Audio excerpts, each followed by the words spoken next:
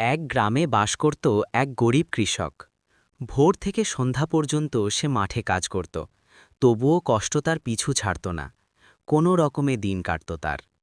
একদিন অনেক আশা আর স্বপ্ন নিয়ে সে বাজার থেকে একটি হাঁস কিনে আনল, লালন পালন করবে বলে।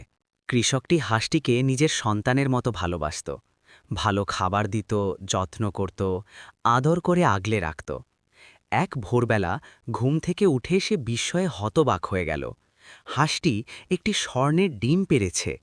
সেই ডিম বিক্রি করে তার জীবনে ধীরে ধীরে সুখ ফিরে এলো। অভাব দূর হল, সংসারে হাসি ফুটল। সময়ের সঙ্গে সঙ্গে সে ধনী হয়ে উঠল, আর গ্রামবাসীরা অবাক হয়ে তার ভাগ্যের পরিবর্তন দেখত। কিন্তু সুখ বেশিদিন সইল না। এই খবর কানে যেতেই এক লোভী চোর এক রাতে তার বাড়িতে ঢুকে হাঁসটি চুরি করে নিয়ে গেল। চোর ভেবেছিল এখন সেও প্রতিদিন স্বর্ণের ডিম পাবে। কিন্তু আশ্চর্য, চোরের ঘরে গিয়ে হাঁসটি আর একটিও স্বর্ণের ডিম পারল না।